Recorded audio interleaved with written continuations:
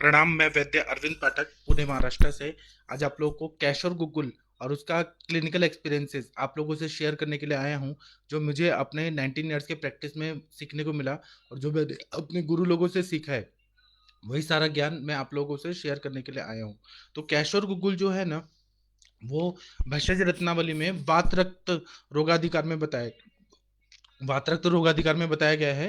तो कैश और गूगल को हम लोग पहले देखेंगे कि उसमें क्या क्या कंटेंट्स है, फिर उसका क्लिनिकल एक्सपीरियंसेस क्या है और इसका उपयोग आप लोग भी अपने प्रैक्टिस में कर सकते हैं।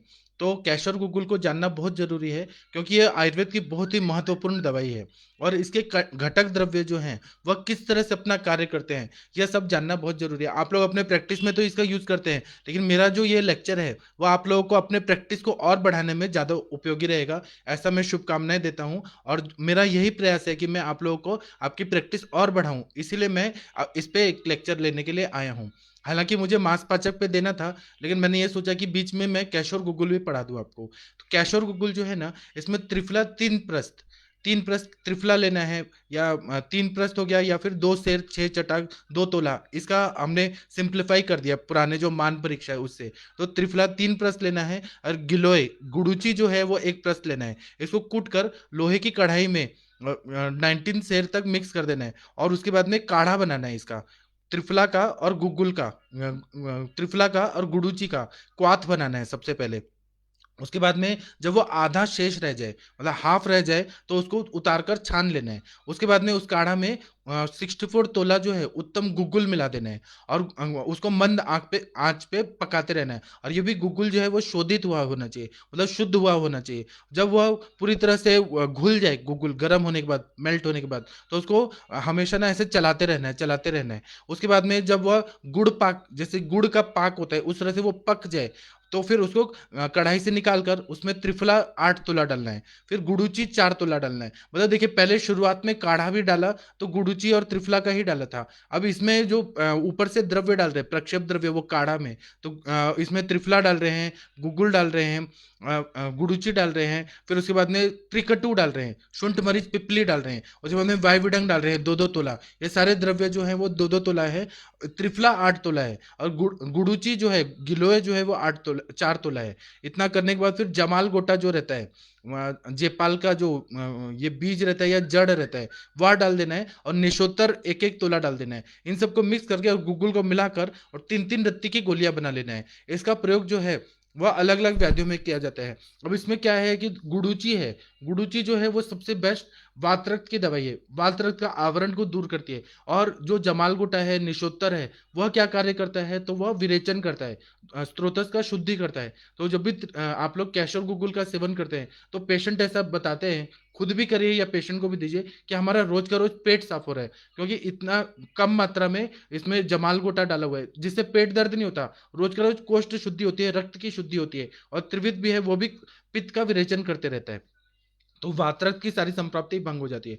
उसके बाद में इसका सेवन जो है 2 से 4 गोली तक सुबह शाम महामंजिष्ठादि क्वाथ और गर्म जल के साथ करना है, ऐसा बताया। उसके बाद में ऐसा बता रहे हैं कि यह एक दोषज, द्विदोषज या पुराना शुष्क और स्त्रावयुक्त घुटनों तक फैला हुआ जो वातरक्त है।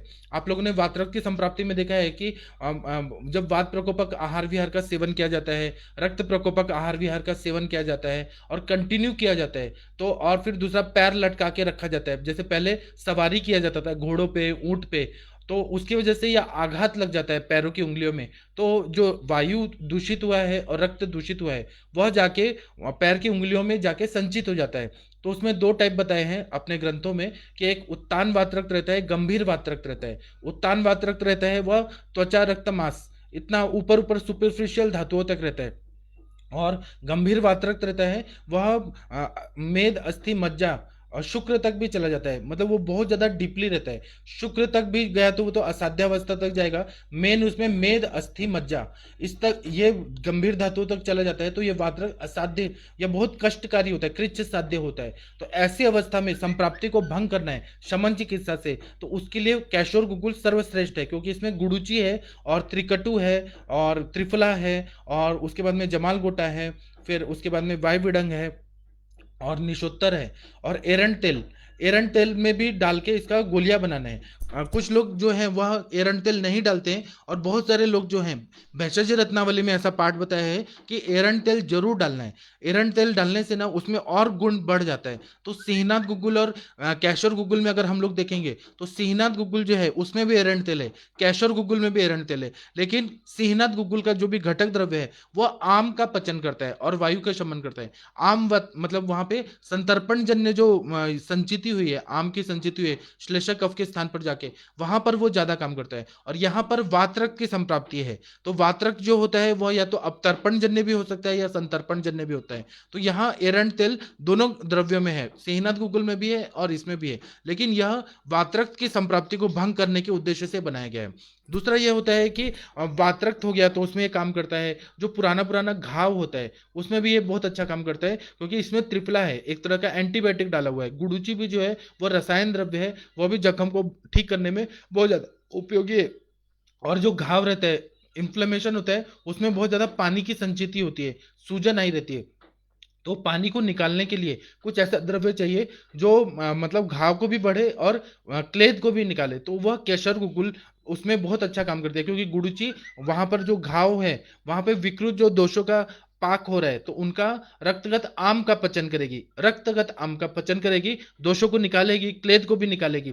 क्लेद निकलेगा, दोषों का पचन होने लगेगा, दोषों की साम्यावस्था, फिर नए नए नए रक्त आने लगेगा तो वो जल्दी हील हो जाता है। यह उद्देश्य से घाव में भी इसका प्रयोग किया जाता है। दूसरा, जिसको घाव को हम लोग व्रण बोल सकते हैं या व्रण शोथ बोल सकते हैं, उसमें ये बहुत ज्यादा उपयोगी रहती है। उसी तरह से पुरानी खांसी रहती है जिसमें क्या रहता है कि खांसी में कफ जमा हुआ रहता है, तो वहां पर वायु का अनुलोमन गति करना बहुत जरूरी होता है। वायु अनुलोमन गति के लिए अगर हमने ये जमाल गोटा और निशोतर एरंड तेल युक्त जो हमने और गुडुचि युक्त त्रिफला वायुविडंग युक्त अगर कैशोर गुग्गुल का प्रयोग किया तो वह वायु का अनुलोमन करेगा और कफ को वो ठीक कर देगा, बैलेंस कर देगा। तो इसलिए ना खांसी की हर तरह के कास की बीमारी में इसका प्रयोग युक्ति पूर्वक कर दिया, मतलब इसका अनुपान हमने तुलसी का स्वरस दे दिया, भारंगी का स्वरस दे दिया, पंचकोल के क्वाथ के साथ दे दिया या त्रिकट्टू के साथ दे दिया। त्रिकट्टू तो इसमें डाला ही हुआ है और त्रिफला भी डाला हुआ है, तो इसलिए खांसी में भी बहुत अच्छा काम करता है। त्रिकट्टू जो रहता है शुंठ मरीच पिपली, वह कास में तो बहुत अच्छा काम करता है और कैशोर गुगुल में डाला हुआ ही है। तो आप लोग बाहर से भी युक्तिपूर्वक करिए यूज, या फिर इसमें डाला ही है तो वो खांसी में भी बहुत अच्छा काम करता है। फिर कुष्ठ रोग जो रहता है, कुष्ठ रोग में क्या रहता है, त्वचा रक्त मांस लसिका, इसका ये रहता है, दोषों की दोष दुष्य समूर्चना हो जाती है, खव गुण्यता आ जाती है। तो इसीलिए तीनों दोष और चार दुष्य, सात दोष दुष्य समूर्चनाएं होती है, सात घटक रहते हैं। तो उसमें त्वचा रक्त मांस और लसिका, इसको शुद्ध करना है। तो शुद्ध करने के लिए वहां पे रक्तगत आम का पचन होना चाहिए और जो क्लेद है उसका पचन होना चाहिए। त्वचा रक्त मांस लसिका, ये जो चार चीज है उसमें विकृति जो है उसका पचन होना चाहिए, और फिर वो पचन हो जाए तो अच्छा रक्त आएगा तो वो जल्दी हील करेगा। इसीलिए जो कैशोर गुगुल है वह यह काम बहुत अच्छे से करती है। इसलिए कुष्ठ रोग में, हर तरह के स्किन डिसऑर्डर में इसका प्रयोग करते ही हैं हम लोग। हर व्याधि के मैं हमेशा बताता हूं कि हम लोग को ऐसा सिखाया गया है कि एकेटी का यूज करना है, अमृता गुगुल, कैशोर गुगुल, त्रिफला गुगुल। ये एकेटी जो है ना उसमें जो के है वह कैशोर गुगुल है, तो ये बहुत अच्छा एंटीबायोटिक है और ये क्लेद को सुखा देता है। तो हर तरह का जो इन्फ्लेमेशन है, इन्फ्लेमेटरी चेंजेस है, इन्फेक्शन है, उसको ये ठीक कर देता है, इसलिए इसका प्रयोग किया गया है। फिर उसी तरह से शोथ है, पूरा बॉडी में स्वेलिंग है जहां पर सार किट विभाजन अच्छे से नहीं हो पा रहा है और मूत्र जो है शरीर में जमा है, जो किडनी से नहीं फिल्टर होकर निकल पा रही है, एक्स्ट्रा सेलुलर इंट्रासेलुलर फ्लूइड पूरी तरह से भरा हुआ है, तो वो शोथ के कंडीशन में भी रक्त धातु पे काम हमें करना है और लिम्फ पे काम करना है। तो मतलब रस और रक्त पे काम हमें करना है, तो रस को अच्छा करना है और रक्त को भी अच्छा करना है। तो कैशोर गुगुल है वह क्या करेगा, क्लेद को निकालेगा और क्लेद को भी निकालेगा जहां पर वो स्थान संशय कर दिया है, और आम का भी पचन करेगा, रक्तगत आम का भी पचन करेगा। और दूसरा क्या है कि जो भी जख्म वगैरह है उसको ये ठीक करेगा। तो शोथ में जैसे ग्वाइटर का प्रॉब्लम होता है, गलगंड होता है, वहां पर कैशोर गुगुल देने से बहुत अच्छा फायदा करता है। या फिर श्लीपद हो गया, या फिर श्लीपद में भी शोथ होता है, उसमें भी स्थानिक रक्त की दुष्टि होती है, वहां रक्त का आम के साथ संयोग होकर रक्त का संचरण नहीं हो पा रहा होता है, तो वहां पर भी रक्तगत आम का पचन करना है, तो वहां कैशोर गुगुल देने से बहुत अच्छा फायदा होता है। इसी तरह से किडनी फेलियर के पेशेंट आते हैं, तो उसमें क्या रहता है, सीकेडी क्रॉनिक सीआरएफ जो बोलते हैं, क्रॉनिक रीनल फेलियर या सीकेडी क्रॉनिक किडनी डिजीजेस जो रहते हैं, उन सब में क्या होता है कि अच्छा रक्त जा नहीं पा रहा है किडनीज में, और नेफ्रॉन उतने ताकतवर नहीं है, या फिर उसमें कोई नेफ्रोटिक सिंड्रोम हो गया है, या कोई उसमें ऐसे गांठ हो गया, ग्रंथि हो गई है, किसी ना किसी वजह से किडनी अपने फंक्शन नहीं कर पा रहा है, तो उसमें कैशोर गुगुल आपने दिया तो वो किडनी का फंक्शन अच्छा हो जाता है। रक्त जो है वह किडनी के थ्रू जाएगा, रीनल आर्टरी जाएगी और वो फिल्टर करेगी, पूरा मूत्र को निकालेगी। तो किडनी को ताकत देना है, किडनी को बल देना है उसमें, और रक्तगत आम का भी पचन करना है। इसलिए कैशोर गुगुल का प्रयोग किडनी फेलियर के पेशेंट में आप करेंगे तो बहुत अच्छा फायदा होगा। उसी तरह से उदर रोग जो है, जिसमें मल की संचिति बहुत ज्यादा है और अग्नि मान्यता है, तो इसमें त्रिकटु डाला हुआ है, गुडुची डाला हुआ है, और उसके बाद में वायवडंग डाला हुआ है, और जमाल गोटा। तो यह जो त्रिकटु वगैरह है वो अग्नि का प्रदीपन करता है, मल को अच्छे से निकालता है। इसलिए कैशोर गुगुल का प्रयोग उदर रोगों में करने से बहुत अच्छा फायदा होता है। धात्वग्नि लेवल तक अग्नि को प्रदीप्त कर देता है इस, और इन्फ्लेमेशन जो है अंदर ही अंदर, जो आमाशय में उदर में जो शोथ है उसको ये कम कर देगा। इसलिए कैशोर गुगुल का प्रयोग अगर आपने उदर रोग में किया तो बहुत अच्छा फायदा होता है। उसी तरह से पांडु रोग जब रहता है, जब रस व स्रोतस की अवरोधात्मक संप्राप्ति रहती है, रस अच्छे से नहीं बन पाता है, रक्त भी अच्छे से नहीं बन पा रहा है, उसमें अवरोधात्मक संप्राप्ति है, तो वहां पर भी रक्तगत आम का पचन करना है। रक्त को पचाने के लिए त्रिकटु डाला हुआ है, मतलब आम का पचन करना है, त्रिकटु डाला है, गुडुची डाला हुआ है। गुडुची इतना ज्यादा तिक्त रसात्मक रहता है, गुडुची कटुका तिक्ता स्वादु पाका रसायनी संग्रहणी कषा उष्णा लग्वी बल्ले अग्नि दीपनी, मतलब जो गुडुची है वो तिक्त रस से आम का पचन कर देती है, और दूसरा गुडुची है वो रसायन भी है और मधुर विपाकी है। तो इसलिए ना गुडुची को अगर हमने इसमें दे दिया, पांडु रोग में दे दिया, तो यह क्या करेगी, पूरा स्त्रोतरोध जन्य संप्राप्ति है, स्त्रोतरोध मतलब ऑब्स्ट्रक्शन हुआ है रक्त व स्त्रोतस में, उसको ये खोल देगी, तो बहुत अच्छा फायदा होता है। आप लोग कैशोर गुगुल का प्रयोग पांडु रोग में करिए, सारा स्त्रोतस खुल जाता है। उसमें आप लोग स्नेहन करिए, कटुकादि घृत, फिर दाढ़ी मादी घृत, या नॉर्मल घी पिला के विरेचन तो कराना ही है, लेकिन शमन चिकित्सा के रूप में कैशोर गुगुल का प्रयोग करने से रक्त के कणों की बहुत जल्दी जल्दी वृद्धि होती है। जो आहार रस हम लोग खाते हैं उससे जल्दी जल्दी रक्त बनने लगता है, क्योंकि स्त्रोतोरोजन्य संप्राप्ति को भंग कर दिया है और अग्नि को, रक्ताग्नि को बढ़ा दिया है। इसलिए कैशोर गुगुल का प्रयोग पांडु रोगों में बहुत अच्छा होता है। उसी तरह से प्रमेह रोग रहता है। प्रमेह रोग में क्यों इसका उपयोग रहता है, क्योंकि प्रमेह में आविल मूत्रता, बहुमूत्रता, और उसकी पूरी संप्राप्ति अगर देखेंगे, बेसिक प्रिंसिपल जो चरक संहिता में बताया, उसमें ये बता रहे हैं कि शरीर में क्लेद बहुत ज्यादा बढ़ गया है, और आज से सुखम स्वप्न सुखम, ऐसा बताया कि इंसान बैठे रहता है और उसका अभिसंधि आहार विहार का सेवन कर रहा है, स्त्रोतोरोजन्य सारा संप्राप्ति हो रहा है, व्यायाम नहीं हो रहा है, दिवा स्वप्न हो रहा है, दिन में सोते रह रहा है, उसकी वजह से क्या होता है कि क्लेद बहुत ज्यादा जमा हो जाता है।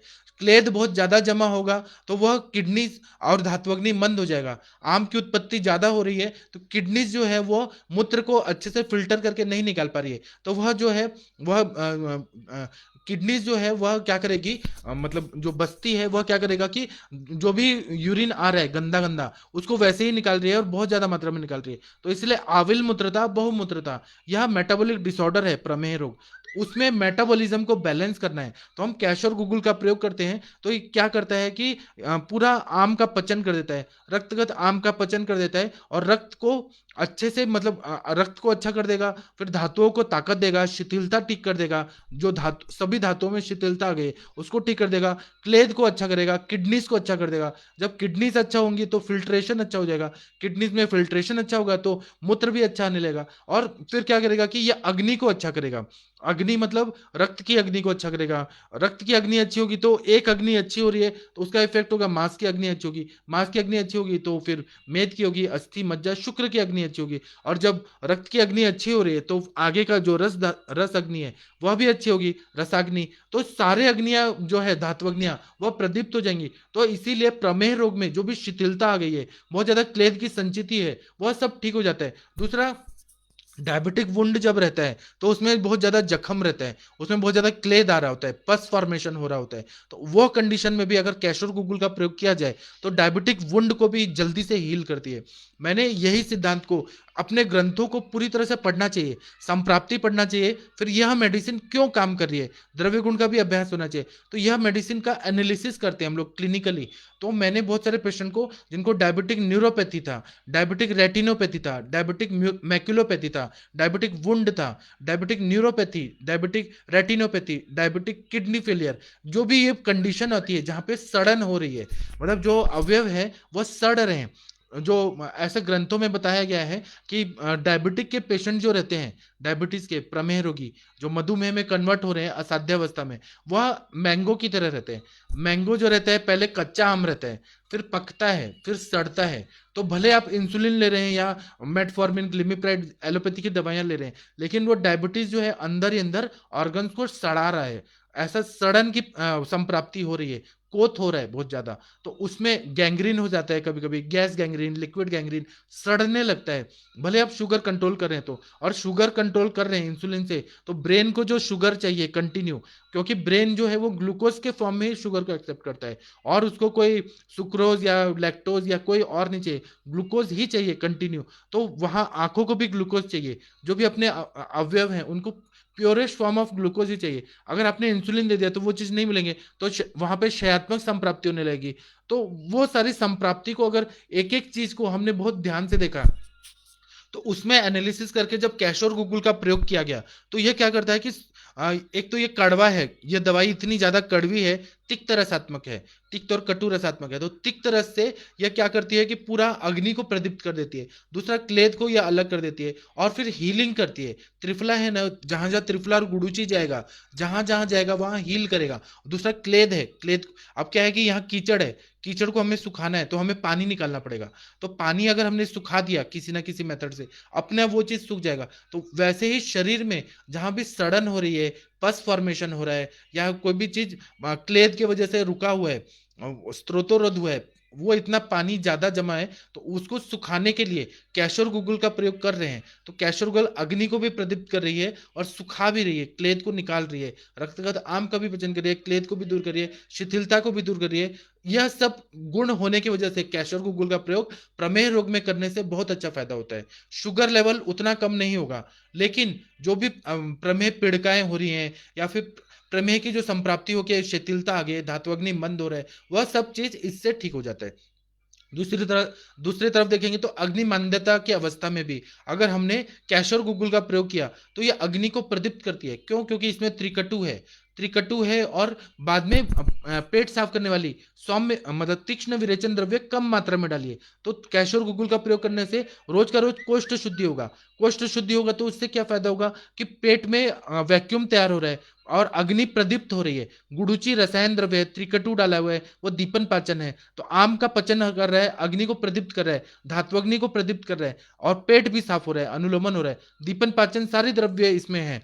और एरंड तेल भी क्या है कि वो वायु को निकाल रही है, आमावस्था को भी निकाल रही है। तो इसका फायदा यह होगा कि अग्नि प्रदीप्त होगी और जाठराग्नि भी अच्छी हो जाएगी। इसलिए कैशोर गूगल का प्रयोग आप लोग अग्नि मान्य में करिए, हर तरह हर जगह पे। केवल आरोग्यवर्धनी और ये अजमोदादि चूर्ण और आम पाचकोटी पंचकुलादि चूर्ण का ही यूज मत करिए, अलग अलग द्रव्यों का भी प्रयोग करिए कि आपको आपके पेशेंट जब अग्निमंद की अवस्था में आ रहे हैं तो कैशोर गुग्गुल देने से क्या फायदा होता है, यह देखेंगे ना तो बहुत अच्छा फायदा होता है। और गुग्गुल जो है ना, वो एंटी इन्फ्लेमेटरी चीज है ही, इन्फ्लेमेशन को ठीक करती है, लेखन कार्य करती है। तो लेखन यहाँ किसका कर रही है? तो क्लेद का कर रही है, क्लेद और मेद का और आम का निकाल रही है। आम को लेखन कर रही है, आम का और कफ को निकाल रही है, वो लेखन करके खुरेज खुरेज के बाहर निकाल रही है जो भी एक्स्ट्रा जमा हुआ है। तो यह ना स्त्रोतोरोध को दूर कर रही है। इसलिए कैशोर गुग्गुल का प्रयोग अग्निमांद्य में करना चाहिए। दूसरा, अग्निमंद का एक और अवस्था रहता है। क्यों रहता है? क्योंकि अगर बहुत ज्यादा क्लेदक कफ जो रहता है हमारे आमाशय में, उसका आवरण बहुत ज्यादा हो गया और आमाजीर्ण की वजह से बहुत ज्यादा क्लेदक कफ बन रहा है, तो उसलिए भी अग्निमंदता रहती है। तो जो पित्त को सिक्रीटिंग सेल्स रहते हैं वह उतने प्रभावशाली नहीं रहते, क्योंकि क्लेद बहुत ज्यादा जमा होता है। तो वहां पर गुगुल जैसे कल्प हैं, वो भी कैशोर गुगुल जैसे कल्प, वो कफ को पूरी तरह से लेखन करके साफ कर देते हैं। जब वह साफ सफाई हो जाएगी तो अपने आप पित्त का सिक्रीशन अच्छा होने लगेगा। पित्त का सिक्रीशन होगा तो भूख बढ़ जाएगी, अग्नि प्रदीप्त हो जाएगा। तो इसीलिए इसका इसका ना हमें एनालिसिस करना चाहिए अंशांश कल्पना से कि क्यों अग्निमांद्यता में इसका कार्य अच्छा हो रहा है।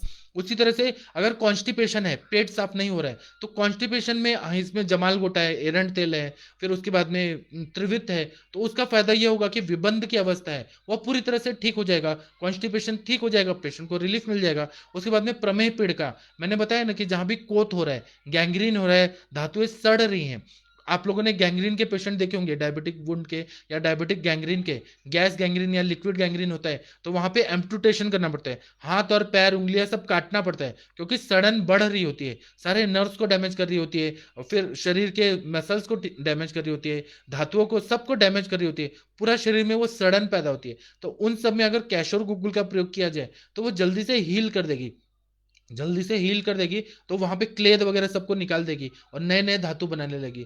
तो यह सब हम लोग एकेटी का यूज करते हैं, उसमें कैशोर गुगुल भी उसका महत्व रहता है। उसके बाद में इसका अगर निरंतर अभ्यास किया जाए तो ये वायु और रक्त संबंधित सारे प्रॉब्लम्स को जड़ से निकाल देती है। ऐसा नहीं है कि वातरक्त का पेशेंट आया हमारे पास और आपने आज ही कैशोर गुगुल दे दिया तो इमीडिएटली वातरक्त ठीक हो जाएगा। इसको 3 महीना 4 महीना रसायन के रूप में ज्यादा दिन तक कंटिन्यू करिए, तब धीरे धीरे धीरे धीरे जाएगी। और जो भी गंभीर धातुओं में बैठा है वातरक की बीमारी, उन सबको धीरे धीरे ठीक करेगी, जड़ से बीमारी को ठीक करेगी। लेकिन इसको टाइम लगता है, क्योंकि बीमारी बनने में भी टाइम लगा है, तो ठीक होने के लिए भी उतना टाइम देना पड़ता है।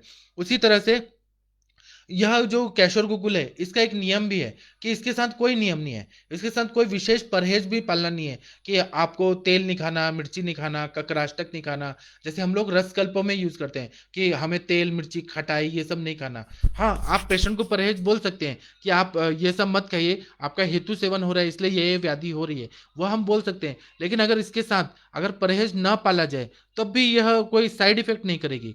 दूसरी दवाइयां कर सकती हैं लेकिन यह साइड इफेक्ट नहीं करती है। तो इसका प्रयोग जो है विशेषकर वातरक्त में किया जाता है, कुष्ठ में किया जाता है और रक्त विकार में किया जाता है। अब मैं भेषज रत्नावली में जो श्लोक है वह मैं बताने के लिए आया हूँ, जो सबसे इंपॉर्टेंट है। वह श्लोक जो है उसमें इतना अच्छा अच्छा चीज बताया है। तो ऐसा बताया है कि कैशोर गुगुल के बारे में बताया है कि परम महिष परम महिषोलोचनोदर सन्निभव वर्णस्य गुलोः प्रस्थम प्रक्षिप्य तोयराशु त्रिफलांच यथोक्त परिमाणम द्वात्रिंशत् छिन्नरुहा फलानि देयानि यत्नेन विपचेत प्रमत्तो द्रव्य संघट्यन मोहर यावत् अर्धशयितं तोयं जातं ज्वलनस्य संपर्कात् अवतार्य वस्त्र पुनर्नभि संसाध्य दह पात्रे सान्द्रीभूते तस्मिन् निवत्तार्य हिमोपल प्रख्ये त्रिफलाचूर्णार्धफल त्रिकटोश्चूर्ण षड षडक्ष परिमाणम कृमिरिपुचूर्णार्धफलं कर्षम कर्षम त्रिवृद्धन्त्यो अमृताय फलमेकं सर्पिश्च पलाष्टकं क्षिपेद्मलम् उपयुञ्ज चानुपानं युषं शिरं सुगन्धि सलिलं च इक्षाहार विहारी भेषजमुपयुज्य सर्वकालमिदं तनुरोधि वा शोणितमेकजमथ दुन्दं चिरोत्थांश्च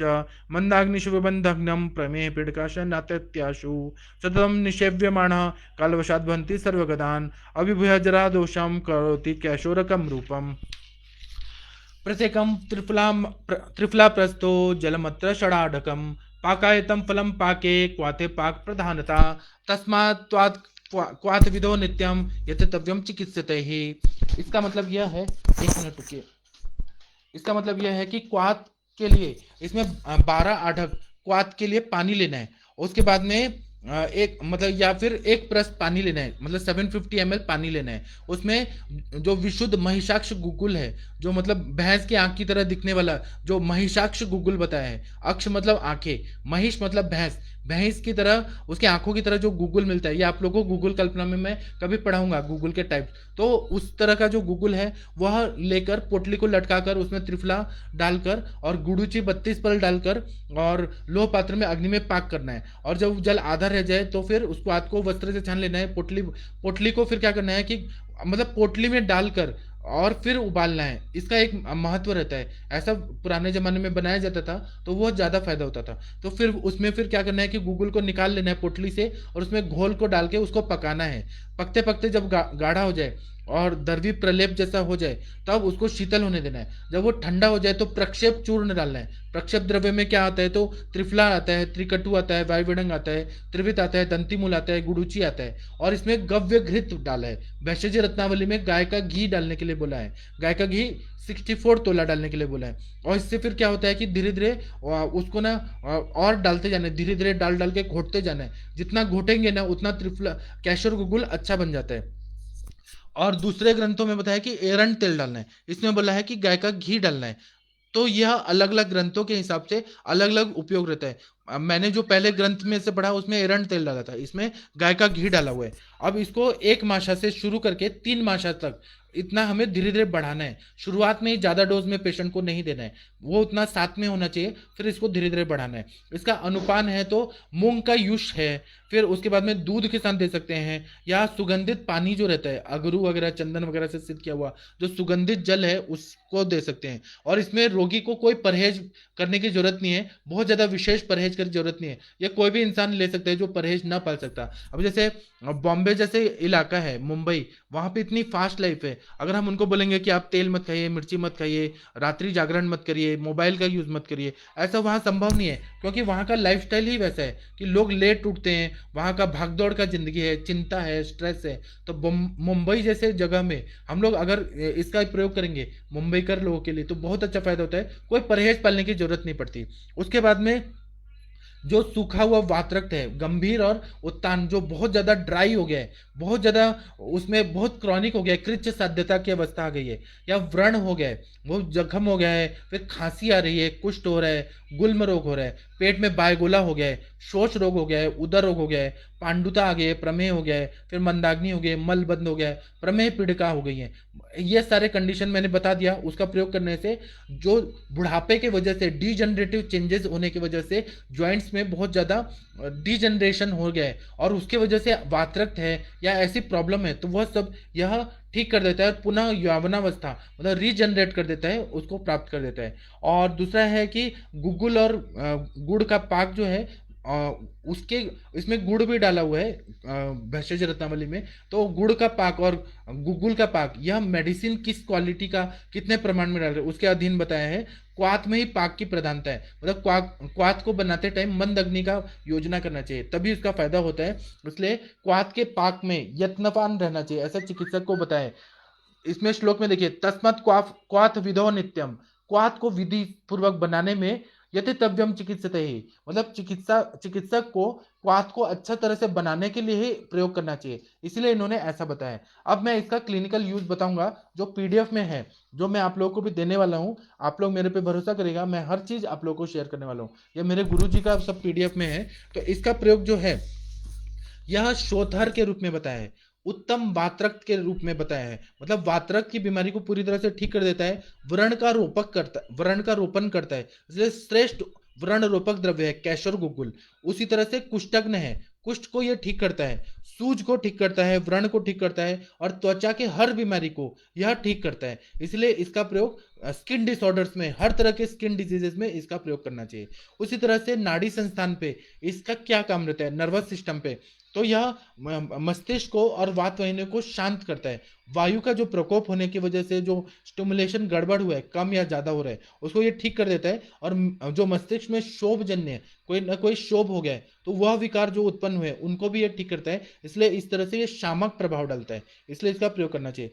पाचन संस्थान में अगर देखेंगे तो यह दीपन करता है, मतलब अग्नि को प्रदीप्त करता है, आम का पचन करता है, स्तंभन कार्य करता है, और कृमिघ्न है। कृमिघ्न क्यों है, क्योंकि यह क्या करता है, वायु विडंग इसमें डाला हुआ है, तो वायु विडंग जो है वो कृमिघ्न, आप लोग को पता है विडंग जो है कृमिघ्न है, और वहां पे दोषों को निकालता भी है। तो इसलिए यह उत्तम तरह का दीपन पाचन स्तंभक और कृमिघ्न है। स्तंभक क्यों बताया है, क्योंकि जहां पर भी स्त्राव हो रहा है, व्रण में बहुत ज्यादा पानी आ रहा है, स्त्राव हो रहा है, तो उसको ठीक करना है, तो उसमें यह बहुत अच्छा काम करता है। उसी तरह से अग्निमांद्य में बहुत अच्छा काम करता है, अग्नि को प्रदीप्त कर देता है। जो अग्निमांद्यता में क्लेदक कफ का जो आवरण है आमाशय के अंदर में, अधो आमाशय या ऊर्ध्व आमाशय में कफ का, क्लेदक कफ का आवरण है, उसको कफ को निकाल के लेखन कर्म करके उसको निकाल के जो पित्त वाही मतलब पित्त को सिक्रीट करने वाली ग्रंथि है उनको स्टिमुलेट कर देता है, तो फिर अपने आप पित्त का सिक्रीशन होगा, पाचक पित्त अच्छे से बनेगा तो अग्नि प्रदीप्त हो जाएगा। यह सिद्धांत के हिसाब से अग्नि मान्यता में बहुत अच्छा काम करता है। फिर आम दोष का पचन करे, क्योंकि त्रिकटु है, वायुविडंग है, और उसके बाद में गुडुचि है, त्रिफला है, तो ये आम दोष का पचन करने के लिए सर्व सामर्थ्यवान दवाइयां डाली हैं। फिर अतिसार की बीमारी है, अगर लूज मोशन बहुत ज्यादा हो रहा है, वहां पर कोई भी इंफ्लेमेटरी चेंजेस आए, शोथ हुआ है इंटेस्टाइन में, लार्ज इंटेस्टाइन में बहुत शोथ हो गया है और अति सरण हो रहा है, तो वहां पर क्या है, अग्नि मान्यता को बढ़ाना है, मतलब अग्नि मान्यता को ठीक करके अग्नि को बढ़ाना है, और दूसरा शोथ को, शोभ को, जो इंटेस्टाइन में हुआ है उसको हील करना है, तो यह कार्य यह करता है। तो इसको कैशोर गुगुल को कुटजार इष्ट के साथ अगर दे दिया जाए, या बिलवाल वले इसके साथ दे दिया जाए, तो ये अतिसार में बहुत अच्छा काम करता है। इसी तरह से रक्तातिसार की कंडीशन रहती है, तो रक्तातिसार में क्या होता है कि वहां हीलिंग करना बहुत जरूरी होता है, क्योंकि वहां पे ब्लड आ रहा होता है। तो इसमें जो गुडुचि है और जो भी द्रव्य है, गुडुचि है, त्रिफला है, तो वहां जो जख्म हुआ है उसको भरना जरूरी है। जब जख्म भर जाएगा तो रक्तातिसार जो हो रहा है वह ठीक हो जाएगा, इंफ्लेमेटरी कंडीशन ठीक हो जाएंगी, तो रक्तातिसार में ब्लड आना बंद हो जाएगा। तो इसको एडिशनल नागकेशर चूर्ण के साथ दे दीजिए, तंडुलोदक के साथ दे दीजिए, या ग्राही द्रव्य जो है कुटज और बिल्व उनके साथ अगर दे दिया, लोद्र, ये सब के साथ दे दिया, तो रक्तातिसार में बहुत अच्छा फायदा करता है। अलग अलग तरह जाति के जो कृमि हैं उनको भी ये ठीक करने के लिए बहुत अच्छा काम करता है, तो यह पाचन संस्थान में भी बहुत अच्छा बेस्ट काम करता है। उसी तरह से रक्तवात संस्थान में देखेंगे तो यह शोणित का मतलब रक्तगत आम का पचन करता है, तो यह शोणित स्थापन करता है, मतलब शोणित को अच्छे से टिका के रखता है। शोणित का टिकना बहुत इंपॉर्टेंट है, मतलब आरबीसी जो है उनका डिस्ट्रक्शन स्प्लीन में हो रहा है, तो जब वो डिस्ट्रक्शन ज्यादा बढ़ जाता है, जिसको हेमोलाइटिक एनीमिया बोलते हैं, तो फिर ना खून की कमी हो जाती है, उसमें शोणित स्थापन, रक्त को स्थापित करके टिका के रखना, वह कैशोर गुगुल करता है, क्योंकि इसमें गुडुचि है। गुडुचि जो रहती है वो रक्तवात स्त्रोतस में अच्छा काम करती है, रक्त की अग्नि को अच्छा करती है, रसायन द्रव्य सभी धातुओं को बल देती है, और गुडुचि जो है वो यकृत को भी अच्छा करती है, प्लीहा को भी अच्छा करती है। तो जो डिस्ट्रक्शन हो रहा है बॉडी में, क्षयात्मक संप्राप्ति हो रही है, धातुओं का जो क्षय हो रहा है उसको ये बैलेंस कर देती है, इसलिए शोणित स्थापन होने से बहुत सारा रक्त विकारों में काम करती है, रक्त पित्त में काम करती है, और रक्तजन्य जो त्वचा रोग हैं उसमें बहुत अच्छा काम करते हैं, स्किन डिसऑर्डर्स में बहुत अच्छा काम करते हैं। आपके पास कोई भी पेशेंट है, आपको नाम नहीं पता कि स्किन डिसऑर्डर क्यों हुआ है, क्या हुआ है, क्या हेतु है, कुछ नहीं मालूम, तब भी आप अगर कैशोर गुगुल देंगे पेशेंट को, वो पेशेंट 100% ठीक होने ही वाला है। उसी तरह से व्रण रोग हो गया, विसर्प रोग हो गया, विसर्प रोग में भी, विसर्प रोग में उष्ण और स्निग्ध का बहुत ज्यादा सेवन करने से त्वचा रक्त मांसलसिका इसकी दुष्टि हो जाती है, तो वहां पे क्या होता है, विसर्पन वत, मतलब सांप जैसे चलता है उसी तरह से पूरे बॉडी में रैशेस आने लगते हैं, ब्लिस्टर्स फैलने लगते हैं पूरी तरह से, तो वहां पर हमें कोई तिक्त रसात्मक द्रव्य चाहिए, और आम का पचन और अनुलोमन करके विरेचन करने वाली दवाई चाहिए। तो वहां पे यहाँ कैशोर गुगुल का प्रयोग करते हैं, तो कैशोर गुगुल विरेचन भी करती है, पित्त का भी शमन कर रही है गुडुचि की वजह से, और अग्नि का भी प्रदीपन कर रही है, इसलिए विसर्प रोग में सबसे अच्छी दवाई है कैशोर गुगुल का, बहुत अच्छा फायदा होता है विसर्प रोग में। इतना अच्छा दवाई जो है विसर्प रोग में, वह उतना नहीं काम करेगी जितना यह करती है। वातरक की बेस्ट दवाई बताइए कैशोर गुगुल, विसर्प रोग में काम करती है, व्रण में काम करती है, व्रण में क्लेद को सुखा देती है और जख्म को जल्दी भरती है, इसलिए व्रण में ये काम करती है। उसी तरह से श्वसन संस्थान में, तो श्वसन संस्थान में अगर ये कफग्न कार्य करती है, मतलब त्रिकटु है, वायुविडंग है, तो और ये पेट को साफ करती है, तो क्या होता है कि वहां पे कफ की संचिति है और वायु रुका हुआ है, वायु ये हो रहा है, प्रतिलोमित होकर ऊपर सांस को अटका रहा है, तो श्वास और काश जैसी बीमारियां हो रही है, तो यहाँ पर कफ को पिघलाना है, कफ को पिघलाने के लिए त्रिकटु और वायुविडंग वाला और गुगुल कल्प है, तो गुगुल लेखन कार्य करता है, त्रिदोष शामक रहता है, और हीलिंग भी करता है जहां भी जख्म वगैरह हो गया है। तो इसीलिए ना कैशोर गुगुल का प्रयोग जो है वह बहुत अच्छा श्वसन संस्थान में होता है, कॉपर स्वर भेद में भी होता है, काश में भी होता है, श्वास में भी होता है। इसका युक्ति पूर्वक जैसे कनकासव के साथ प्रयोग कर लिया, या फिर तांबुलनेहम, कंटकारी घृत, कंटकारी अवलय, इन सब के साथ सितोपलादी चूर्ण, तालिसादी चूर्ण, श्वास का चिंतामणि रस, श्वास कुठार रस, इसके साथ में अगर दिया दिया जाए तो इसका प्रभाव बहुत अच्छा हो जाएगा। इसका प्रयोग युक्ति पूर्वक करने से बहुत अच्छा फायदा होता है। उसी तरह से प्रजनन संस्थान, यह बहुत जरूरी है। तो गुग्गुल जो रहता है वह गुग्गुल जो रहता है वो गर्भाशय के मसल्स को, यूट्राइन मसल्स को उत्तेजना देता है। तो यह गर्भाशय को उत्तेजना देता है। आर्तव जनन के लिए कैशोर गुग्गुल का प्रयोग करते हैं ना, तो वह क्या करता है, वहां पर जो भी जख्म हो गया है, एमेनोरिया हो गया, स्त्रोतरोध जन्य संप्राप्ति है, उसको ये भंग कर देगा। स्त्रोतस जब खुलेंगे तो आर्तव अच्छे से आने लगेगा, इसलिए आर्तव जनन अच्छे से होने लगता है। स्तन्य का शोधन करता है, मतलब अगर माँ का जो दूध है, अष्ट शीर दोष बताए, स्तन्य दोष बताए, जिसकी वजह से दूध जो रहता है कभी कड़वा आता है, बात की वजह से कसैला आता है, रुक्ष आता है, पित्त की वजह से कड़वा तीखा आता है, और कफ की वजह से बहुत ज्यादा लेसदार आता है। अलग अलग शीर दोष आप लोगों ने पढ़ा है, स्तन्य दुष्टि, कभी पुत्ती पोए रहता है, कुणप ग्रंथि रहता है, अलग अलग जो बताए स्तन्य दोष, उसमें अगर आपने कैशोर गुगुल दिया तो यह स्तन्य रक्त धातु को अच्छा कर रहा है, रक्तगत आम का पचन कर रहा है। रक्त अच्छा होगा तो आर्तव भी अच्छा होगा, आर्तव अच्छा होगा तो स्तन्य भी अच्छा होगा। यह सारा जो सिस्टम है रक्त पे निर्भर करता है, तो रक्त को शुद्धि करने का काम कैशोर गुगुल करता है, इसलिए यह स्तन्य शोधन भी है, कष्टार्तव में भी अच्छा काम करता है। जिसको डिस्मेनोरिया है, बहुत ज्यादा तकलीफ से कष्टार्तव हो रहे हैं, बहुत ज्यादा तकलीफ देके मेंसेस आ रहे हैं, या आर्तव अवरोध हो रहा है, मतलब आर्तव जो हो रहा है वो ठीक से नहीं निकल पा रहा। जब मेंसेस आते हैं, एमेनोरिया का कंडीशन रहता है, तो लगता है कि मेंसेस आएंगे लेकिन निकल नहीं पाता है, तो उसकी वजह से ब्रेस्ट में बहुत ज्यादा टेंडरनेस होता है, कमर दर्द होता है, मेंसेस फिर नहीं आ पाता, क्योंकि स्त्रोतरोध जन्य संप्राप्ति रहती है। तो उसमें अगर कैशोर गुगुल दिया जाए तो वो धीरे धीरे स्त्रोतस को खोल देगा, और फिर पेट साफ करेगा, अपान वायु को अनुलोमित करेगा, तो अपने आप ये आर्तव अवरोध है वो ठीक हो जाएगा। और जो कष्टार्तव है उसमें हम लोग को और कुछ देना है तो फलघृत दे देना है। उसके बाद में हमें ताप्या दिलो, नवायस लो, जो रक्त को और अच्छा क्वालिटी का बनाए। यह तो केवल शुद्ध कर है, वो रक्त को अच्छा बनाने का काम ताप्या दिलो, नवायस लो मतलब रक्त का वृद्धि करता है वैसे द्रव्यों के साथ। फिर देवदारवारिष्ट, कार्पास मुलासव, दश मुलारिष्ट जो गर्भाशय का शुद्धि करते हैं। देवदारवारिष्ट, कार्पास मुलासव, दश मुलारिष्ट जो आर्तव की शुद्धि करते हैं, उनके साथ अगर कैशोर गुगुल का प्रयोग किया जाए तो हम लोग क्या करते हैं प्रैक्टिस में, रजा प्रवर्तनी वटी देते हैं। तो रजा प्रवर्तनी वटी जो है वो क्षार है, उससे साइड इफेक्ट हो जाता है।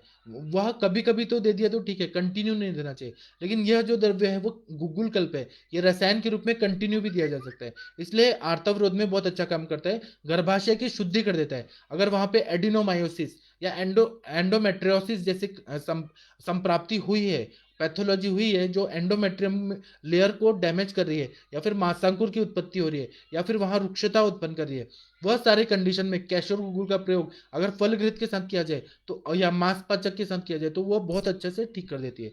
और फिर ज्वर को भी कम करने के लिए, क्योंकि ज्वर गुडुचि है वह यह रहता है, मतलब ज्वरग्न रहता है, ज्वर को शांत करता है, इसलिए ज्वर को कम करने के लिए भी इसको कैशोर गुगुल का प्रयोग करने से बहुत अच्छा फायदा होता है। तो इस तन्य का शुद्धि करने के लिए भी कैशोर गुगुल का बहुत अच्छा यूज होता है, आप लोग भी करिए, पेशेंट को बहुत फायदा होगा।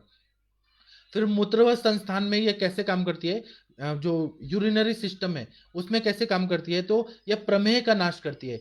प्रमेह का कैसे नाश करती है कि अच्छा ब्लड, रक्तगत आम का पचन करेगी, अच्छा रक्त जाएगा किडनीज को खुद भी ताकत मिलेगा, और फिर फिल्ट्रेशन अच्छा होने लगा। फिल्ट्रेशन अच्छा होगा तो जो भी आविल मूत्रता, बहुमूत्रता वो ठीक होगा। दूसरा क्या होगा कि किडनी अच्छा होगा, यूरिन अच्छे से पास होने लगा। फिर दूसरा कि अग्नि अच्छा हो जाएगा, अग्नि अच्छा होगा तो शिथिलता कम हो जाएगी। जो प्रमेह में शिथिलता बताइए, अग्नि अच्छा होगा तो धात्वग्नि अच्छा होगा, धात्वग्नि अच्छा होगा तो भूताग्नि अच्छा होगा, तो जो क्लेद है पूरा बॉडी में वह सब निकल जाएगा। तो प्रमेह के जितने भी प्रमेह पीड़िकाएं हैं, प्रमेह जन्य जितनी भी कुष्ठ है, प्रमेह जन्य जितनी भी और भी कॉम्प्लिकेशंस हो रहे हैं, प्रमेह की वजह से ऑर्गन्स डैमेज हो रहे हैं, वह सबको ये ठीक करता है, इसलिए यह बहुत अच्छा काम करता है।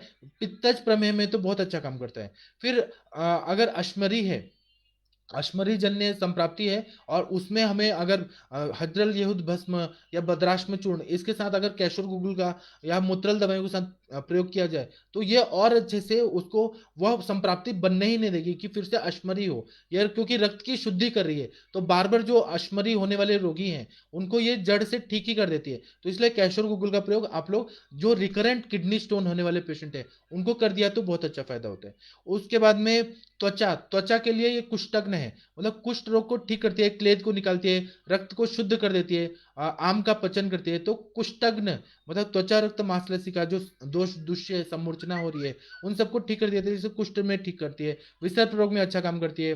फिर श्वित्र, जो ल्यूकोडर्मा के पेशेंट आते हैं, विटिलिगो, उसमें भी यह कैस्टर गुगुल बहुत अच्छा काम करती है, क्योंकि रक्त अच्छा वहां सर्कुलेट होगा तो अपने आप वहां पर जो संप्राप्ति वो ठीक होगी, और कृमियों का भी नाश करती है, इसलिए सूत्र में काम करती है। एक्ने जो व्यंग होता है उसमें भी अच्छा काम करती है, क्योंकि रक्त की शुद्धि कर रही है। फिर व्यवरणता, मतलब पूरा चेहरा का कलर जो चेंज हो गया है, हाइपर पिगमेंटेशन हो गया है, उसमें भी हाइपर या हाइपो दोनों कंडीशन में यह अगर कैस्टर गुगुल का प्रयोग किया जाए तो बहुत अच्छा फायदा करेगा।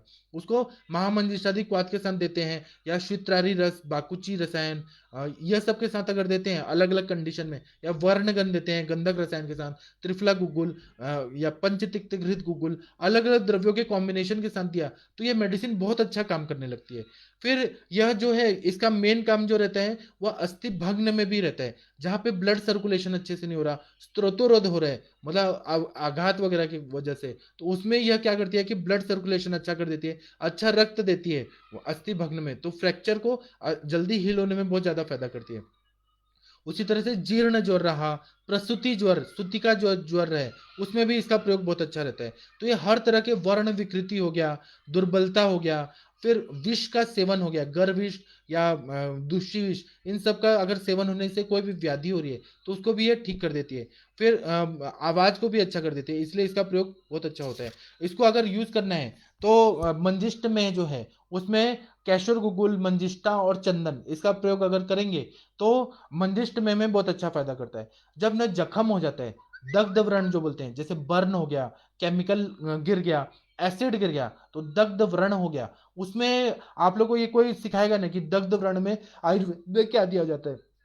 तो आप लोग ना उसमें क्या कर सकते हैं कि इंटरनली ऊपर से आप लोग कैलाश जीवन मिलता है वो लगा सकते हैं, या फिर ये जो बताया राल वगैरह, राल का यूज कर सकते हैं, या सर्ज रस मल्हर आता है, या आप लोगों ने भेषज कल्पना में पढ़ा है, मल्हर कल्पना में सर्ज रस मल्हर, वह जहां भी जलन वगैरह जल हो गया है, जलने से जो बर्न हो गए इमीडिएट, वो लगाने से फायदा होता है।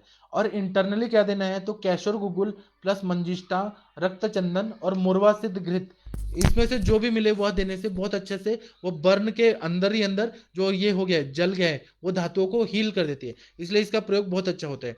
तो कुष्ठ में, विसर्प में, वातरक्त में, वातरक्त का तो मेन दवाई बताया गया है। फिर उसके बाद में रक्तातिसार में, योनि में अगर जख्म हो गया है, योनि व्रण हो गया है, या फिर सर्वाइकल इन्फेक्शन की वजह से वाइट डिस्चार्ज हो रहा है, सर्वाइकल इरोजन जो बोलते हैं, योनि में क्षत हो गया है, व्रण हो गया है, उसमें भी इसका प्रयोग करने से बहुत अच्छा फायदा होता है। फिर अक्षी रोगों में, अक्षी में अगर कंजक्टिवाइटिस हो गया है और वहां पर रक्तगत आम का पचन करना है, अच्छा रक्त देना है, रक्त शुद्ध कर किया हुआ, तो उसमें भी अक्षी रोगों में काम करता है।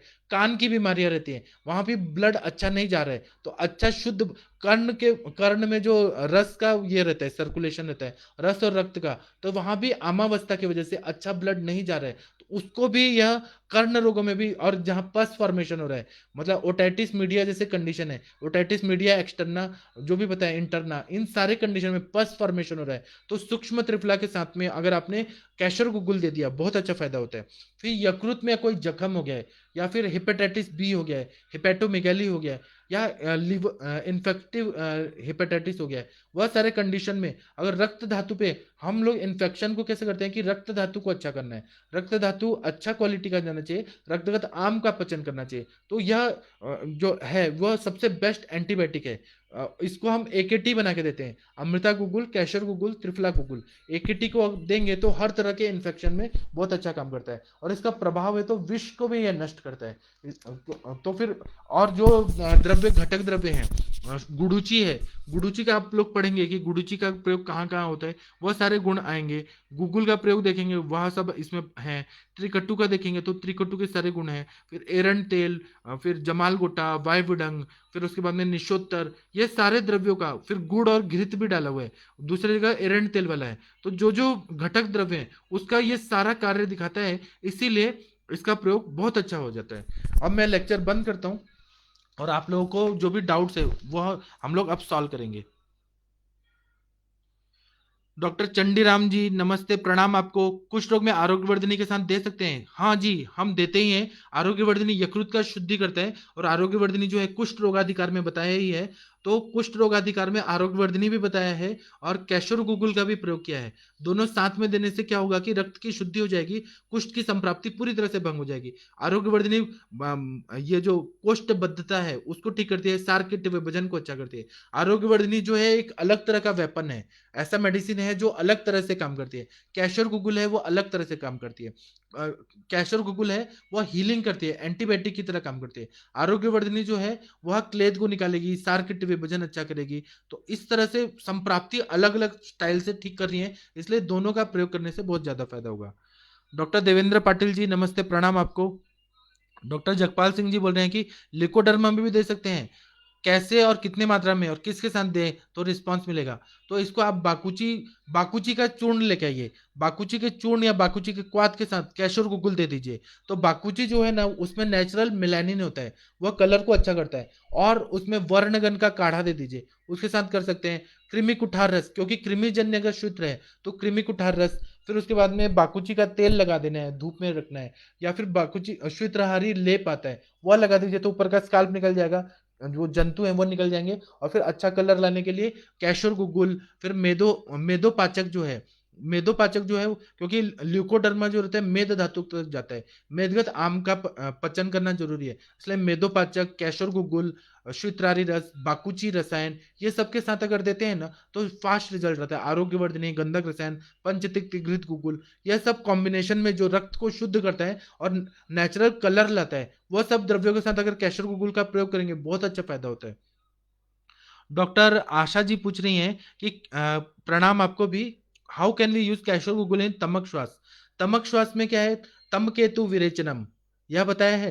तो हमें विरेचन द्रव्य देना है, तो कभी कभी बहुत ज्यादा स्ट्रांग विरेचन देने से पेशेंट को तकलीफ होने लगती है। तो यह जब कैशोर गुगुल देते हैं तो यह कैशोर गुगुल लेने से पेट साफ होता ही होता है, क्योंकि इसमें जमाल गोटा डाला है, मतलब जेपाल का बीज डाला हुआ है, त्रिविट डाला हुआ है, एरंड तेल डाला हुआ है। तो यह और श्वास नलिकाओं को ये खोल देता है, कफ को पिघलाता है। तो इसलिए कैशोर गुगुल को आप डायरेक्ट दे दीजिए या फिर अनुपान बदल के, जैसे तमक श्वास में आप कनकासव के साथ दे दीजिए, या तांबुल लेहम के साथ दे दीजिए, या श्वास कुठार रस, या श्वास का चिंतामणि के साथ। तो कैशोर गुगुल अपने लेवल तक अपना काम करेगा। जैसे क्या होता है कि कभी कभी जब युद्ध होता है, आर्मी के सोल्जर्स जाते हैं, तो कभी कभी जो टैंक वाले रहते हैं, टैंक रेजिमेंट अपना काम करता है कि बॉम्ब से उड़ाता है, वो बारूद से पूरा उड़ाता है। कभी कभी जो छोटे छोटे गन वाले होते हैं, जो गनर होते हैं, वह अपने काम करते हैं। कभी कभी AK-47 काम करता है। अलग अलग अस्त्र शस्त्र का प्रयोग करके हम लोग युद्ध में विजय प्राप्त करते हैं। उसी तरह से कैशोर गुगुल अपना काम करेगा कि यह क्या करेगा, रक्त का जो कफ है, मतलब सॉरी, जो फुफ्फुस में जो कफ जमा हुआ है उसको ये पूरी तरह से निकालेगा, क्योंकि गुगुल है, कफ का लेखन करेगा, उसको निकालेगा, श्वास नलिकाओं को खोल देगा और विरेचन करेगा। तो उस तरह से देने से बहुत ज्यादा फायदा होता है। और IBS में आपने कहा कि इरिटेबल बॉयल सिंड्रोम में, तो उसमें क्या होता है कि इरिटेशन होता है बॉयल में, मतलब खाना खाते ही बार बार जाना पड़ता है, संग्रहणी की कंडीशन रहती है। तो उसमें क्या करता है, तो ये दीपन पाचन तो द्रव्य है ही, त्रिकटु डाला हुआ है, वायुविडंग डाला हुआ है, अनुलोमन करता है, तो आम का पचन कर देगा और हीलिंग कर देगा वहां पर पित्त धरा कला को, जो भी जख्म हुआ है म्यूकोजल मेम्ब्रेन में उसको हीलिंग कर देगा, तो वो जल्दी से वह रिकवर होने लगता है। उसके साथ में आप परपटिकल भी यूज कर सकते हैं, फिर या फिर द्राक्षारिष्ट, द्राक्षासव, तक्रारिष्ट, जो भी ग्रहणी की दवाई है उसके साथ में इसका प्रयोग करने से बहुत अच्छा फायदा होता है। डॉक्टर योग्या यादव जी पूछ रही हैं कि एक मिनट रुके, सबका मैं क्वेश्चन लूंगा। डॉक्टर हरजीत सिंह जी बोल रहे हैं कि good evening sir ji, your method of teaching is excellent, thank you आपको, आपने मुझे मोटिवेट किया। डॉक्टर मोहित जी नमस्ते, प्रणाम आपको। डॉक्टर अयमन खातून जी बोल रही हैं कि प्रमेह विथ हृदरोग में यूज कर सकते हैं। प्रमेह विथ हृदरोग, प्रमेह के वजह से अगर हृदय में जाके बहुत ज्यादा क्लेद की संचिति हो रही है और लेफ्ट वेंट्रिकुलर हाइपरट्रॉफी हो रहा है, या फिर क्लेद जन्य उसके वजह से हृदय का कार्य अच्छा नहीं हो रहा है, तो प्रमेह विथ हृदरोग में 100% फायदा होगा। और आप यही दृष्टिकोण रखिए कि यह रक्तगत आम का पचन कर रहा है, जहां पर भी रक्तगत आम का पचन करना है तो वहां प्रमेह में भी हमें करना है, हृदरोगों में भी करना है, तो वहां पर इसका फायदा बहुत अच्छा होता है। आपने बहुत अच्छा क्वेश्चन पूछा डॉक्टर जी। डॉक्टर वर्षा जी पूछ रही हैं डायबिटिक वुंड में डोज इंक्रीज करने देने चाहिए क्या। डायबिटिक वुंड में इसमें ऐसा बताया कि 10 ग्राम से शुरू करके 30 ग्राम तक दे सकते हैं, या फिर आप 250 mg की गोली दीजिए, उतना भी दे सकते हैं। पेशेंट को कितना डोज सहन हो रहा है, पेशेंट को वो पच रहा है कि नहीं, यह सोच के आप लोग डोज को डिसाइड कर सकते हैं। और अनुपान डायबिटिक वुंड में तो गुडुची का क्वाथ दे दीजिए, या फिर गुड़मार का जो डायबिटीज का जो दवाइयाँ रहती हैं, प्रमेह के नाशक जो गुड़मार रहता है, गुडुची रहता है, फिर पुनर्नवा रहता है, फिर उसके बाद में नीम का छाल, नीम का पत्ता, बेलपत्र, बेल का छाल, फिर जामुन का, करेला, यह सब जो है ना द्रव्य जो डायबिटीज में काम आती है, वह सब के अनुपान के साथ, उसके काढ़ा के साथ या पाउडर के साथ घी में मिक्स करके वो देंगे तो डायबिटिक वुंड जल्दी से हील होगा। या फिर डायबिटिक वुंड में एकेटी दीजिए, अमृता गुगुल, कैशोर गुगुल, त्रिफला गुगुल, या फिर सूक्ष्म त्रिफला। तो यह सब कॉम्बिनेशन से डायबिटिक वुंड जल्दी से ठीक हो जाता है। अनुपान के लिए महामंजिष्ठादि क्वाथ यूज कर सकते हैं, और वो भी फ्रेश, मार्केट वाला नहीं जो चीनी डाल के दिया है। डॉक्टर रविशंकर जी पूछ रहे हैं कि फेलोपियन ट्यूबल ब्लॉकेज के लिए क्या दे सकते हैं। उस पर मैं एक लेक्चर लेने वाला हूँ फेलोपियन ट्यूब पे, आप थोड़ा रुक जाइए, मैं और अच्छे से बताऊंगा। डॉक्टर शर्मा जी प्रणाम आपको। शिखा शर्मा जी नमस्ते, प्रणाम आपको। डॉक्टर राकेश कुमार जी नमस्ते, प्रणाम आपको। डॉक्टर दीपक गुप्ता जी अति उत्तम व्याख्यान, आपको भी बहुत अच्छा धन्यवाद। डॉक्टर राजेंद्र सिंह जी नमस्ते, प्रणाम आपको। डॉक्टर रविशंकर शुक्ला जी पूछ रहे हैं कि patient age 32 year, one child age 5 year, अभी उसको दोनों फेलोपियन ट्यूब ब्लॉक है, उसके लिए क्या करना चाहिए। मैं फेलोपियन ट्यूब पे एक अच्छा लेक्चर लूंगा, तो मैं आप लोगों को अच्छे से बताऊंगा, सिस्टमेटिकली बताया तो ज़्यादा अच्छा फायदा होगा।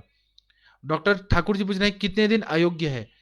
इसके लिए कोई भी नहीं, कंटिन्यू सालों साल दे सकते हैं, इसके साथ कोई परहेज नहीं पालना है, और इसके लिए कोई जरूरी नहीं कि आप ब्रेक दें, ये कंटिन्यू भी दे सकते हैं। गूगल रसायन द्रव्य है, और इसमें सारे जो गुडुची भी है वो रसायन है, वयस्थापन गण में आता है, तो इसका कोई साइड इफेक्ट नहीं होता, आप कंटिन्यू दे सकते हैं। अगर आप, अब मैंने तो ऐसे पेशेंट को दिया जिनको दिखाई नहीं दे रहा था, डायबिटीज की वजह से मैक्युलोपैथी हो रहा था, सड़न हो रही थी, तो उनको ना लाइट भी नहीं दिख रहा था, उनको कुछ कुछ अंधेरा छा रहा था। मैंने कैशोर गुगुल का प्रयोग किया, उनको दिखाई देने लगा, क्योंकि क्लेद को निकाल दिया इन्होंने, ब्लड सर्कुलेशन अच्छा किया, और जो मैक्युलोपैथी, मैकुला जो है रेटिना के अंदर, उसमें ना डैमेज हो रहा था, डिजनरेटिव चेंजेस आ रहे थे, जिसका इलाज एलोपैथी में नहीं है, वो स्टेरॉइड का ड्रॉप डालते हैं लेकिन वो ठीक नहीं होता, उन्होंने बोल दिया था कि इसका इलाज नहीं है। उसमें भी मैंने दिया कैशोर गुगुल, पेशेंट को दिखाई देने लगा, बहुत अच्छा रिजल्ट आता है। मैं जो भी बोल रहा हूँ ना प्रैक्टिकली बता रहा हूँ, मैं कोई भी ऐसे थेरोटिकल नहीं बता। थेरोटिकल हम लोग आपका यूज करते हैं, आप तो पुरुषों का यूज करते हैं, उनके जो ज्ञान है, लेकिन खुद जो अनुभव किया है प्रत्यक्ष ज्ञान से, उसका प्रयोग करने से मुझे रिजल्ट मिला है। आप लोग भी करेंगे, मेरे पे विश्वास करिए, बहुत अच्छा फायदा होगा। डॉक्टर प्रणाली जी पूछ रही हैं कि हाउ टू ट्रीट एंडोमेट्रियोसिस, इस पर मैं लेक्चर लेने वाला हूं, आप थोड़ा रुक जाइए, क्योंकि 2 मिनट में बताने से नहीं होगा। एंडोमेट्रियोसिस एक बहुत बड़ा विषय है, उस पर मैं लेक्चर लूंगा, फेलोपियन ट्यूबल ब्लॉक पे भी लूंगा, आप रुक जाइए, मैं लेक्चर लेने वाला हूँ। डॉक्टर विजय जी नमस्ते, प्रणाम आपको। डॉक्टर विजय पाल जी नमस्ते, प्रणाम आपको। मैं आप लोगों को छोड़ के नहीं जा रहा हूँ, मैं साल भर, सालों साल पढ़ाते रहूंगा, तो आप लोगों को ना कभी मेरे को मेरा लेक्चर में आपको मिल ही जाएगा कि मैं एंडोमेट्रोसिस पे लेक्चर ले रहा हूँ। डॉक्टर शक्ति जी का क्वेश्चन है कि कैशर गूगल सेबेशियस सिस्ट में भी काफी अच्छा काम करता है, मैं कांचनार गूगल के साथ देता हूँ, ऑसम रिजल्ट मिलता है। जी आपने जो बोला, ऑसम का स्पेलिंग थोड़ा गलत है, AWESUM होता है, ऑसम का स्पेलिंग थोड़ा चेंज करिए, तो भी ठीक है, आपकी भावना हमें समझ गई डॉक्टर शक्ति जी। तो आपने जो बताया सेबेशियस सिस्ट में बहुत अच्छा काम करता है, सच में अच्छा काम करता है। डॉक्टर ठाकुर जी पूछ रहे हैं कि एकांक शोध में कितने अधिकतम मात्रा देनी चाहिए। 1 से 2 गोली आप दे सकते हैं तो फायदा होता है, 1 दे दीजिए या 2 गोली दे दीजिए। डॉक्टर गुप्ता जी बोल रहे हैं कि you are a gem of Ayurveda, ultimately explain, I did not found such explanation in book, it is all experience, salute to your efforts, may God Dhanvantari bless all happiness to you. Thank you, आपका धन्यवाद, आपने मुझे इतनी अच्छी शुभकामनाएं दी। Doctor विकास विश्वकर्मा जी पूछ रहे हैं कि शर्करा को नियंत्रित करते हुए यदि कैशोर गुगुल का सेवन कराया जाए तो मधुमेह के उपद्रव से बचाव हो सकता है। हाँ जी, हो सकता है। रक्त शर्करा को नियंत्रित करते हुए कैशोर गुगुल का प्रयोग करेंगे तो मधुमेह की जो डायबिटिक वुंड है, गैंग्रीन है, ऑर्गन्स में डैमेज हो रहे हैं, जो भी कॉम्प्लिकेशंस हैं वो सब ठीक हो जाता है। डॉक्टर मनदीप जी पूछ रही हैं कि थायराइड में अग्निमांद्य है तो कैशर गुगुल दे सकते हैं। थायराइड में अगर अग्निमांद्य है तो 100% दे सकती हैं, क्योंकि यह थायराइड में क्या करता है कि वहाँ जो रक्तगत आम है उसको ये पचा देगा, अच्छा ब्लड जाएगा, तो फिर उसको थायराइड को हील करने में बहुत अच्छा फ़ायदा करेगा। दूसरा है कि अग्निमान देता है, तो मैंने बताया कि क्लेदक कफ को निकाल देगा, आमाशय से जो भी ज़्यादा बढ़ा हुआ है और पित्त का सिक्रीशन अच्छे से नहीं हो पा रहा है, तो क्लेदक कफ को निकाल देगा। कैसे निकालेगा? तो गुग्गुल है, लेखन द्रव्य है, त्रिफला है, वो भी लेखन द्रव्य है, और त्रिकटु है, अग्नि को बढ़ा देगा, विडंग है, अग्नि को बढ़ा देगा, और दूसरा फिर यह विरेचन द्रव्य है, मतलब इसमें जमाल गोटा डाला है, त्रिविट डाला है, एरंड तेल डाला है, तो पेट को साफ करेगा।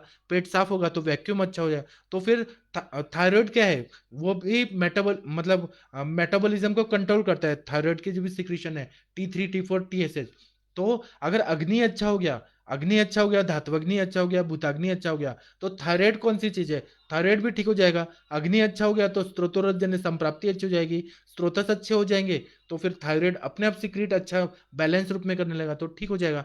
कैश और गूगल का प्रयोग करिए, आप बहुत अच्छा फायदा होता है। डॉक्टर स्वाति जी बोल रही हैं कि प्रणाम सर, शोधर प्रभाव में पुनर्नवा से कैसे डिफरेंशिएट कर सकते हैं? शोधर है, तो पुनर्नवा जो है मूत्रल है, वह पुनर्नवा शोथग्न है, मूत्रल है। यह क्या करता है कि यह क्लेद को अलग कर रहा है। दूसरा, रक्तगत आम का पचन कर रहा है। जब रक्ताग्नि को अच्छा कर रहा है, रक्तगत आम का ठीक कर रहा है, यह पुनर्नवा नहीं करेगा। पुनर्नवा रक्तगत आम का पचन नहीं करेगा, पुनर्नवा शोथ को दूर करेगा, तो मूत्रल है। और स्वेलिंग को कम करता है, क्योंकि स्वेलिंग जो रहती है उसकी संप्राप्ति आप लोगों ने पढ़ा है कि उसमें अग्नि मांद्यता रहती है, धात्वग्नि मांद्य रहता है, और किडनीज पे प्रेशर आता है बहुत ज्यादा, किडनीज उसको फिल्टर नहीं कर पा रही है और पूरा शोथ हो रहा है। यहाँ पर सिंपल वे में मैं बता रहा हूँ कि यहाँ पर रक्तगत आम का पचन कर रही है। रक्तगत आम का पचन होगा तो रक्त अच्छा रहेगा, तो वो अपने आप जो सार किट्ट विभाजन है उसको अच्छा कर देगा, तो इसलिए शोथर प्रभाव इसका रहता है, इसलिए इसका प्रयोग होता है। डॉक्टर मयूर जैन जी बोल रहे हैं कि आयुष को बहुत बहुत धन्यवाद, आपको भी बहुत बहुत धन्यवाद। डॉक्टर मयूर जैन जी इतना खुशी से 3 4 बार लिख दिए हैं। आयुष दर्पण टीम को बहुत बहुत थैंक्स, आपको भी थैंक्स। डॉक्टर अशोक जी नमस्ते, प्रणाम आपको। डॉक्टर मयूर जैन जी बोल रहे हैं कि अम, हाँ, इन्होंने बहुत बार बोला है, मयूर जैन जी ने 10 15 बार बोल दिया। Great lectures, thanks a lot, ये सब बताया। डॉक्टर हिमांशु गुप्ता जी नमस्ते, प्रणाम आपको। डॉक्टर वरुण जी नमस्ते, प्रणाम आपको। डॉक्टर निमिषा जी नमस्ते, प्रणाम आपको। डॉक्टर सपना जी का बहुत अच्छा क्वेश्चन है कि हमने ये बता रही हैं कि विसर्प में, गैंग्रीन में, वातरक्त में अच्छा रिजल्ट है। 100% आपने जो बताया वही मैं बता रहा हूँ, इसका क्लिनिकली आप लोग यूज करिए। विसर्प रोग में 100% अच्छा काम करता है, गैंग्रीन में अच्छा काम करता है, वातरक्त में कैशर गुगुल बहुत अच्छा काम करता है। डॉक्टर प्रियंका जी बोल रही हैं कि publish book of your clinical experience for long long term memory. जो मैं लेक्चर भी दे रहा हूँ ना, ये भी बहुत इंपॉर्टेंट काम है। किताबों में तो बहुत सारा चीज मिला है, किताब को एक खोल के देखते हैं क्या, धूल जमा रहता है। जब बताने सुनते हैं ना हम लोग, तो वो दिमाग में रहता है। आप लोग अगर किताब रहेगा तो आप लोग के क्लिनिक में एक किताब रहेगा, तो आप लोग उतना नहीं पढ़ेंगे जितना डिस्कस होता है, सुनते हैं ना। क्योंकि चरक संहिता में बताया है कि वैद्य को बहुश्रुतम होना चाहिए, बहुत बार सुना होना चाहिए, सुनने से ज्यादा याद रहता है। तो और वो डिस्कस होता है नए नए एक्सपीरियंसेस, तो इसलिए सुनने पे क्या करिए। जब मैं बूढ़ा हो जाऊंगा ना, 100 साल, मैं 120 साल तक जीने वाला हूँ चरक संहिता के हिसाब से, तो फिर ना मैं रसायन वगैरह सेवन करूंगा। तो जब मैं 110 साल का होऊंगा ना, तब मैं किताब लिखना शुरू करूंगा, तब मैं आपको दूंगा। उसके पहले मैं किताब नहीं लूंगा, आपको मेरा लेक्चर सुनना ही पड़ेगा। तो आप सुनिए, आप लोगों को बहुत अच्छा फायदा होगा। डॉक्टर शेखर पटेल जी नमस्ते, प्रणाम आपको। डॉक्टर रविंद्र जी नमस्ते, प्रणाम आपको। डॉक्टर रविंद्र जी 3 बार नमस्ते बोल रहे हैं। डॉक्टर नित्यानंद जी नमस्ते, प्रणाम आपको। डॉक्टर मनदीप जी बोल रहे हैं कि ये तो आपने सुपर डुपर मेडिसिन बता दी। सच में सुपर डुपर मेडिसिन है, मुझे तो ये बहुत अच्छा लगता है। एकेटी हर मतलब जहां भी इन्फेक्शन है, व्रण शोथ है, पस फॉर्मेशन है, ये इतनी अच्छी दवाई है कि इतना अच्छा एंटीबायोटिक कोई काम नहीं करता। डॉक्टर योगेश जी बोल रहे हैं कि वात्रक में अमृतादि गुगुल कब देना है, कैस्टोर गुगुल कब देना है? अमृतादि गुगुल है वो उत्तान वात्रक में देना है। गंभीर वात्रक जब रहता है, गंभीर वात्रक में और उत्तान दोनों में कैशोर गुगुल काम करता है। कैशोर गुगुल जो रहता है ना, वह स्त्रोतस में घुस घुस के, जो लीन दोष है बहुत ज्यादा घुस घुस के जाएगा और वहां की संप्राप्ति को भंग करेगा और फिर विरेचन से निकाल देगा। यह काम अमृतादि गुगुल नहीं करेगा। अमृतादि गुगुल में गुड़ुचि है, ठीक है, लेकिन कैशर गुगुल में त्रिकटु है, फिर एरंड तेल है, जमाल गोटा है, और त्रिवित है। तो ये घुस घुस के जाएगा स्त्रोतस में और अंदर अंदर से निकालेगा, इसलिए गंभीर वातरक्त में बहुत अच्छा काम करता है। उत्तान में भी करता है, गंभीर में भी करता है। डॉक्टर अशोक जी बोल रहे हैं कि थिन टेम्पैनिक मेम्ब्रेन का ट्रीटमेंट बताइए। इस पर मैं एक लेक्चर लूंगा, मैं आपको बताऊंगा, कर्ण रोगों पे मैं एक लेक्चर लेने वाला हूँ। डॉक्टर जगपाल सिंह जी नमस्ते प्रणाम आपको। डॉक्टर अवनिंद्र जी नमस्ते प्रणाम आपको। डॉक्टर प्रियंका जी बोल रही हैं कि अ, यह कैशोर गुगुल रक्त धातु पर किस तरह से काम करता है। तो रक्त धातु में आम का पचन करता है, रक्तगत आम का पचन करता है, रक्तवत स्त्रोतस को अच्छा करता है। तो इस तरह से यह रक्त धातु को अच्छा करता है। आम संचिति है और वो भी बहुत ज्यादा है। स्थूल रूप से भी आम संचिति है, सूक्ष्म रूप से भी है। तो यह रक्त को साफ सफाई कर देता है। मतलब जो जैसे हम लोग रहते हैं ना, कि जो साफ सफाई करने वाले लोगों का बहुत इंपॉर्टेंस रहता है, हर सिटी को साफ करने वाले जो कचरा वाले लोग आते हैं, उसी तरह से ये साफ सफाई कर देता है। जब साफ सफाई हो जाएगा तो रक्त स्रोत शुद्ध हो जाएगा। तो जहां जहां रक्त जाएगा वहां वहां पर वो ऑर्गन को ठीक करता है। तो इसलिए आम का पचन करता है। खुशबू जी नमस्ते प्रणाम आपको। डॉक्टर भावना जी नमस्ते प्रणाम आपको। ये पित्त प्रकृति को दे सकते हैं, 100% दे सकते हैं खुशबू जी। या पित्त प्रकृति वाले को तो दे, इसमें क्या ऐसा क्या है, गुडुचि है तो वो पित्त प्रकृति को वाले को नहीं देते हैं क्या? फिर त्रिफला है वो नहीं देते हैं क्या? त्रिकटु है, आम का पचन, आम नहीं होते हैं क्या पित्त प्रकृति वालों को? ऐसा कोई भी द्रव्य नहीं है जो भल्लातक हो या कुचला हो जो पित्त प्रकृति, इसमें कोई भी द्रव्य नहीं है ऐसा, सेफेस्ट द्रव्य है। डॉक्टर वैद्य अवंतिका जी बोल रहे हैं कि महाश्वास मरीज को जूम के लिए बुला लूं। हाँ, आज 9:15 बजे जब होगा ना जूम का इंटरेक्टिव सेशन, आप बुला लीजिए अवंतिका जी, हम लोग डायरेक्ट उनसे बात करेंगे। डॉक्टर आशा जी बोल रही हैं thank you sir ji, you are a great teacher. Great teacher मैं नहीं हूँ, मेरे गुरु लोग हैं, उन्होंने मुझे ज्ञान दिया है, वो मैं ट्रांसफर कर रहा हूँ। मैं उनका ही नॉलेज ट्रांसफर कर रहा हूँ। डॉक्टर मयूर जैन जी बोल रहे हैं कि every word is precious sir, thanks a lot. Thank you, आपको बहुत बहुत धन्यवाद। प्रमोद कुमार जी नमस्ते, थैंक यू आपको। डॉक्टर मयूर जैन जी नमस्ते प्रणाम आपको। डॉक्टर दीपक जी नमस्ते प्रणाम आपको। डॉक्टर श्वेता जी बोल रहे हैं कि ग्रदसी और अम्लपित्त एपिगैस्ट्रिक पेन में क्या दे सकते हैं। एपिगैस्ट्रिक पेन है तो पित्त शामक चिकित्सा करिए, अम्लपित्त की चिकित्सा करिए तो बहुत अच्छा फायदा होगा। डॉक्टर संजीव कुमार जी बोल रहे हैं प्रणाम आपको। डॉक्टर प्रियंका जी बोल रही हैं कि रक्तगत आम का पचन करता है, so can we use as raktapachak substitute. रक्तपाचक का ना एक अलग कार्य है। रक्तपाचक जो रहता है वो इतना पावरफुल नहीं रहता जितना कैशोर गुगुल काम करता है। रक्तपाचक जो रहता है ना उसमें क्या होता है, तो पटोल होता है, मुस्ता होता है, सारिवा होता है, पाठा और कटुरोहिणी। पटोल, सारिवा, मुस्ता, पाठा, कटुरोहिणी।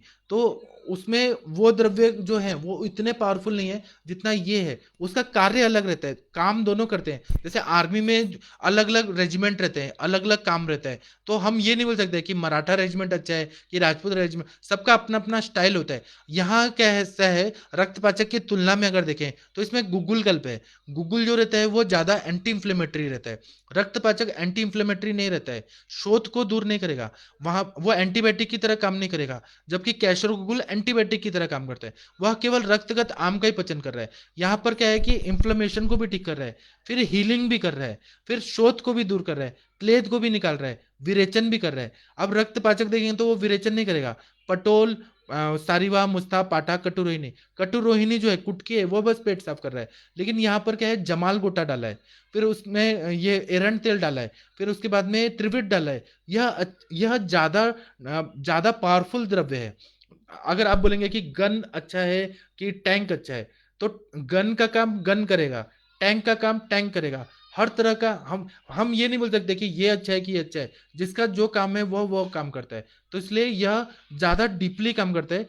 इसको हम एक तरह से टैंक का काम बोलेंगे कि यह और ज्यादा डीपली काम करके ज्यादा इसका कार्य अच्छा रहता है। रक्तपाचक का भी काम जो है वो इंपॉर्टेंस है, लेकिन वह अच्छे से पेट साफ करेगा। रक्तपाचक आप लेंगे तो रोज का रोज पेट साफ होगा, ऐसा नहीं होता है कि रोज विरेचन टाइप हो रहा है। जबकि और फिर वो क्या करता है, रक्तपाचक लेने से डायबिटिक वुंड पे एकदम इमीडिएट फायदा करेगा, यह भी नहीं होता है। जितना कैशोर गुगुल को देंगे, आप कंपैरेटिव स्टडी करेंगे ना, तो कैशोर गुगुल जल्दी डायबिटिक वुंड को ठीक कर देगा।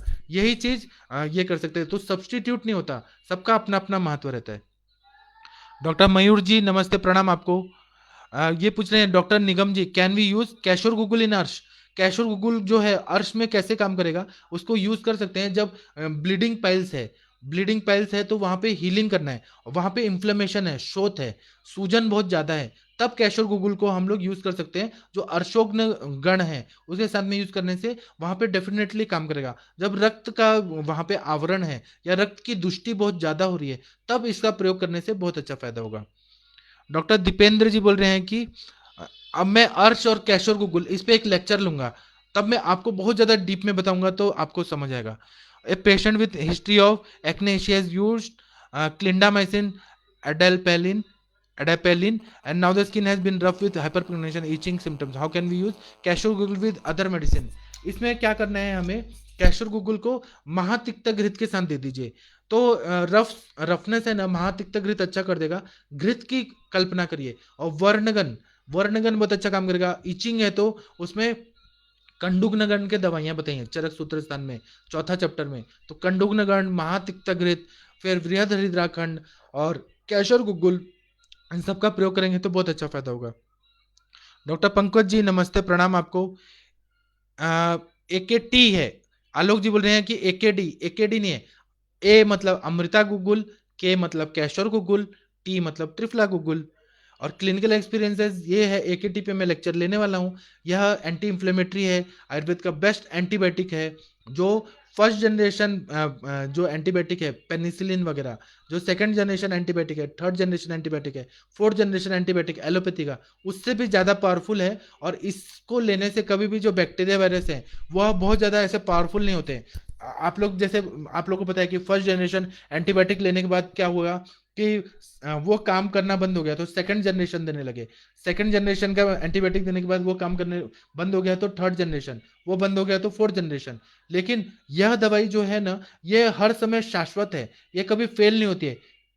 यह हर तरह के बीमारी में एंटी इंफ्लेमेटरी काम करती है, तो बहुत अच्छा फायदा करती है। डॉक्टर प्रणाली जी नमस्ते, प्रणाम आपको। डॉक्टर योगेश जी नमस्ते, प्रणाम आपको। डॉक्टर शुभम जैन जी पूछ रहे हैं कि can we use it in increased hair growth after anti obesity, how many patient complaint for the same. अभी हेयर ग्रोथ में और एंटी ओबेसिटी, इसमें इसका काम कैसे होगा। हेयर ग्रोथ के लिए अलग दवाई है, मैं उस पर लेक्चर लूंगा तो मैं बताऊंगा। हर चीज को हर चीज में नहीं घुसाना है। ये एंटी ओबेसिटी ट्रीटमेंट में बिल्कुल भी काम नहीं करेगा। रक्तगत आम का पचन करेगा, ये मोटापा और मेद का, ये सब बिल्कुल भी काम नहीं करता है। काम करेगा तो आपको रिजल्ट नहीं आएगा। निग्लिजेंस ऐसा मतलब कुछ भी ऐसे कोई भी आप ऑब्जर्व नहीं कर पाएंगे कि कैशोर गूगल देने से वेट लॉस हो रहा है या हेयर ग्रोथ को फायदा कर रहा है, बिल्कुल भी काम नहीं करते हैं। फिर उसके बाद में ललित कुमार जी नमस्ते, प्रणाम आपको। डॉक्टर प्रिया जी नमस्ते, आपके मेमोरियल एनर्जी को लाख लाख नमन, आपको भी नमन। असली में मुझे मेरे गुरु लोगों ने सिखाया है। 12 साल में जमदग्नि सर के पास गया, जमदग्नि सर ने इतना मुझे सिखाया, इतना मुझे सिखाया। मुझे क्या, मेरे सारे जो सहपाठी थे, कम से कम 40-45 डॉक्टर लोग को सिखाया है, तो सबको इतना, अब किसी ने उसको ध्यान में रखा है, इम्प्लीमेंट किया है, तो वो ज़्यादा आगे बढ़ गया, जिसको नहीं किया वो उतने तक ही रहे। डॉक्टर कुणाल जी बोल रहे हैं कि आपकी 120 नहीं 1200 साल जीना है। अरे 1200 साल मुझे नहीं जीना है, फिर नए नए जनरेशन जाएंगे तो बुढ़े को कोई नहीं देखेगा। ऐसा नहीं है, मेरे को 120 साल जो चरक संहिता में बताया है कलयुग में आयु, उतना ही चाहिए, ज्यादा नहीं जीना है। डॉक्टर दीपक गुप्ता जी बोल रहे हैं कि take lecture on differential use of different guggul. जी मैं बताऊंगा, उस पर मैं लेक्चर रखूंगा। डॉक्टर कुसुम पांडे जी नमस्ते आपको। सर्वाइकल स्पॉन्डिलाइटिस में कैशोर गूगल दे सकते हैं, और क्या देना चाहिए। मोहित जी का क्वेश्चन है, सर्वाइकल स्पॉन्डिलोसिस में अगर रक्त धातु को अच्छा करना है, जो रक्तगत आम के पचन, आम के वजह से वहां पे ब्लड सर्कुलेशन नहीं हो रहा है, तो उसमें कैशोर गूगल दे सकते हैं। सर्वाइकल स्पॉन्डिलोसिस में नस से अच्छा काम करेगा, महायोगराज अच्छा करेगा, महायोगराज गूगल। फिर उसके बाद में हम लोग गूगल तिक्तकृतम, नरसिंह रसायन, फिर बस्ती दे सकते हैं। नस्य का बहुत ज्यादा यूज रहता है, स्थानिक स्नेहन शोधन कर सकते हैं। महाविष गर्भ तेल से मसाज, महाविष गर्भ तेल से तेल, नस्य, महानारायण तेल, ये सब देने से फायदा होगा। और कैशोर गूगल उसमें क्या करेगा कि रक्त को अच्छा करके वहां पे ब्लड सर्कुलेशन अच्छा करेगा। ब्लड सर्कुलेशन अच्छा करेगा तो स्पॉन्डिलाइटिस मतलब जो इन्फ्लेमेशन है उसको ये ठीक कर देगा। और दूसरा क्या है कि ब्लड सर्कुलेशन अच्छा करने से रीजनरेशन होने लगेगा। इसलिए कैशोर गूगल का यहाँ महत्व है, देना चाहिए। डॉक्टर अशोक जी बोल रहे हैं कैटरेक्ट में, कैटरेक्ट में इसका यूज नहीं, अभी इतना सिग्निफिकेंट रिजल्ट नहीं मिला है, तो मैं वो नहीं बता सकता हूँ। श्वेता जी बोल रहे हैं ग्रदसी में दे सकते हैं क्या। ग्रदसी में भी डायरेक्ट इसका इफेक्ट नहीं दिखता है, रक्त को अच्छा करना है तो आप दे सकते हैं। ग्रदसी में आपको क्या देना होगा, तो एकांग वीर रस देना है, फिर त्रयोदशांग गुगुल देना है, वो जो ग्रदेशी की दवाइयाँ हैं वह दीजिए। डायरेक्ट इसका काम ग्रदेशी रोग में नहीं होगा। कुसुम पांडे जी बोल रहे हैं कि अवेस्कुलर नेक्रोसिस में, हाँ, एकेटी हम देते हैं अवेस्कुलर नेक्रोसिस में। उसमें क्या होता है कि हड्डी का, अस्थि धातु का ये रहता है, कुष्ठ रोग रहता है। अवेस्कुलर नेक्रोसिस में एकेटी का Amrita Google, cashew Google, triphala Google से बहुत अच्छा रिजल्ट आता है। वो कुष्ठ जन्य संप्राप्ति ठीक हो जाती है, ब्लड सर्कुलेशन अच्छा होता है, और जो नेक्रोसिस ये जो हुआ है प्रोसेस वह ठीक हो जाता है। उसमें और बस्ती देना पड़ता है हमें, रक्त मोक्षण करना पड़ता है, और फिर गूगल तिक्ता गिरतम, नरसिंह रसायन ये सब देना पड़ता है, और वातरक्त की सारी चिकित्सा करनी पड़ती है, कुष्ठ की और वातरक्त की, अस्थिजन्य कुष्ठ और वातरक्त की चिकित्सा, जैसे तिक्तक क्षीर बस्ती, फिर ये अनुवासन बस्ती, जैसे क्षीर बला तेल, ये सब का देने से ठीक हो जाता है। डॉक्टर प्रियंका जी बोल रही हैं थैंक यू, आपको भी थैंक यू। डॉक्टर खुशबू जी नमस्ते प्रणाम, थैंक यू आपको। डॉक्टर सुवर्णा जी नमस्ते प्रणाम। डॉक्टर दीपेंद्र जी नमस्ते प्रणाम आपको। डॉक्टर प्रियंका जी बोल रही हैं कि थैंक यू, मुझे पूरे डाउट्स क्लियर हुए कैशर गूगल का। सुबोध कुमार जी नमस्ते प्रणाम आपको। मैं अपना नंबर देता हूँ, एवीएन में काम करेगा, 100% काम करेगा, लेकिन एवीएन का मैंने जो जो दवाइयाँ बताई उसको भी साथ में देना पड़ेगा। आप बोलेंगे कि एक गन लेके जाऊंगा, एक बंदूक लेके जाऊंगा और पाकिस्तान को हरा सकता हूँ क्या? तो पाकिस्तान को एक गन से हरा सकते हैं, लेकिन आपके पास और भी अस्त्र शस्त्र होने चाहिए। तो एवीएन जो है ना, उसके साथ में मतलब कैशोर गूगल के साथ में और भी द्रव्य होना बहुत जरूरी है, तभी वो फायदा होगा। यह के केवल एक दवाई से एवीएन ठीक नहीं हो जाता है। आप लोग का और भी कोई भी क्वेश्चन आता है तो आप लोग लाइए। और दूसरा बात है कि जो हमारा इंटरेक्टिव सेशन होता है 9:15 से 10:15 तक, 10:30 तक होता है, उसमें आप पेशेंट को लेके आइए। हम लोग क्लिनिकली सभी लोग ये करते हैं, केस टेकिंग करते हैं, केस टेकिंग करते हैं, और वहाँ पे हम लोग समझते हैं एक एक केस को, क्योंकि प्रैक्टिकली सीखना बहुत जरूरी है। थेरोटिकल तो आप लोगों ने सीखा है, मैं भी बताता हूँ कि पेशेंट में फ़ायदा होता है, लेकिन जो लाइव होता है केस टेकिंग और पेशेंट से इंटरेक्शन होता है वो बहुत ज़्यादा यूजफुल रहता है। 9:15 बजे से 10:30 तक आप लोग आइए आज इंटरेक्टिव सेशन में। आज हम लोग बहुत अच्छा करने वाले हैं। तो मैं लेक्चर बंद करता हूँ। प्रणाम सभी को, नमस्ते।